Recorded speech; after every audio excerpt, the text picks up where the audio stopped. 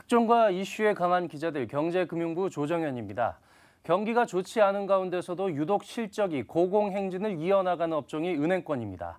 영업을 잘해서 좋은 실적을 올린 건 칭찬받아야 할 성과지만 은행들이 대출금리는 높게 매기고 예금금리를 적게 줘서 손쉽게 돈잔치를 했다면 얘기가 달라집니다.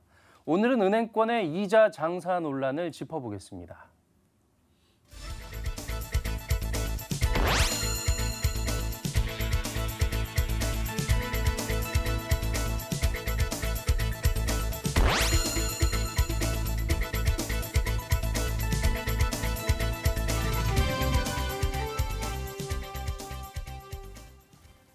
예, 금융권 실적이야 여러분들 잘 아시는 것처럼 어닝 서프라이즈를 기록하고 있고 왜 이렇게 잘 나오나 보다 보면 가장 첫 번째로 눈이 들어오는 것이 이제 예대 마진이겠죠. 하다 보니 이자 장사 논란까지 번지고 있는 상황인데요. 현재 어느 정도 수준인지부터 한번 체크를 해보도록 하겠습니다. 과연 이자로 벌어들이는 돈이 얼마나 될까 좀 설명을 해주시겠어요? 네, 금융권 이외 기업들의 실적은 확 하향세인데 국내 18개 시중은행들은 올 상반기에만 이자 이익으로 20조 원에 육박하는 이익을 올렸습니다. 예. 전년보다 9.5%나 증가한 수준인데요. 비금융 기업의 실적이랑은 반비례합니다. 비금융 기업 가운데 SK하이닉스와 삼성전자 같은 이 반도체 기업을 제외하면 영업이익이 상장사들의 영업이익이 9%나 감소했기 때문에 정확히 거의 반비례하는 수치를 보여주고 있는데요. 이 막대한 이자 이익이 실적을 견인하고 있습니다. 은행권의 실적을 이자 이익이 견인하고 있는데 보시는 대로 지난해 은행권 상반기의 순이익이 5조 8천억 원대였다면 올해는 6조 3천억 원을 훌쩍 뛰어넘어서 거의 8%에 육박하는 그 이익의 증가세를 보이고 있습니다. 예. 사상 최대 반기 실적을 기록하고 있고요. 금융이 자금을 제때 공급해주는 경제 핏줄 역할을 제대로 하면 제조업의 비금융 기업들이 자금을 제때 공급받아서 장사를 잘하고 또 돈을 버는 이 선순환 구조가 정립이 돼야 되는데 현재는 실물과 금융이 엇박자를 내고 있다고 볼 수가 있습니다.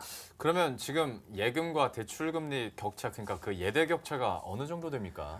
네, 예금금리랑 대출금리의 격차를 줄여서 예대 격차, 예대 마진이라고 예. 표현을 하는데요. 격차니까 퍼센트포인트로 표기를 하고요. 그 수치를 보면 올 2분기 기준으로 은행권의 예대금리 차는 2.35%포인트입니다. 금리 인상기에 접어들면서 2015년 이후 최고를 기록하고 있는데요. 예대차는 지난 2016년 12월에 2.19%로 하향점을 찍은 뒤에 지속적으로 오름세를 보이고 있습니다. 미국 연방준비제도 이사회가 올해 2차례 추가적인 금리 인상을 시사했고 그에 따라서 한은도 기준금리를 올릴 가능성이 높기 때문에 이 예대차는 올해 앞으로 더 확대될 가능성이 높습니다. 예. 역시 예대 마진이 높아지면 당연히 수익성도 더 커질 수밖에 없는 건데 글쎄요.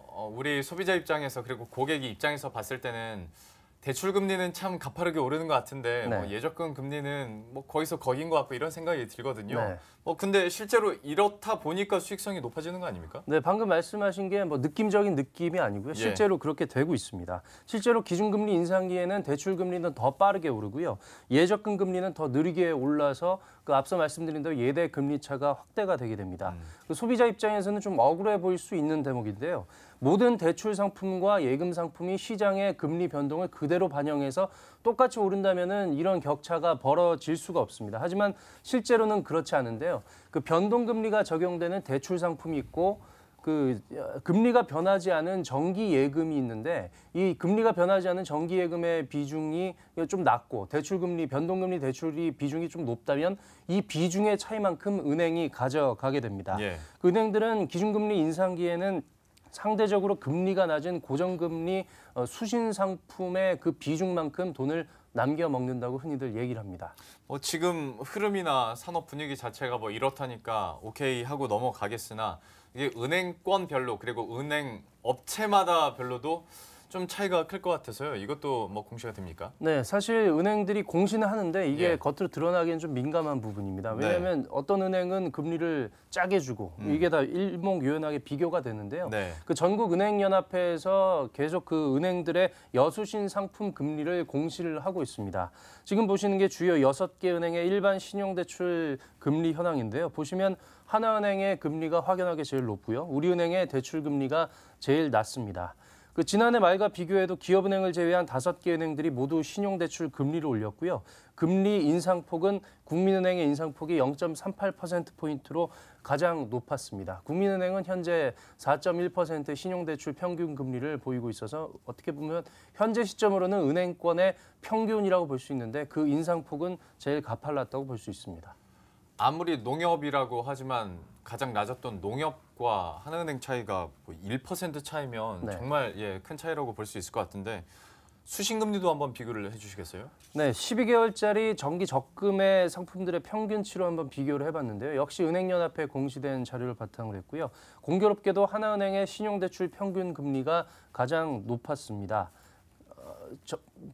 평균 금리가 가장 높았던 하나은행인데 적금도 보면 하나은행의 정기 적금이 1.46%로 가장 낮았습니다. 예. 그러니까 다시 말해서 하나은행이 여신금리는 제일 높게 매기고 수신금리는 제일 짜게 줬다는 그런 추론이 가능한데요. 다만 이런 상품의 비교는 여러 상품의 평균을 낸 것이기 때문에 예. 고객의 선택에 따라서는 이런 격차가 달라질 수가 있다는 점은 유의를 해야겠습니다. 예.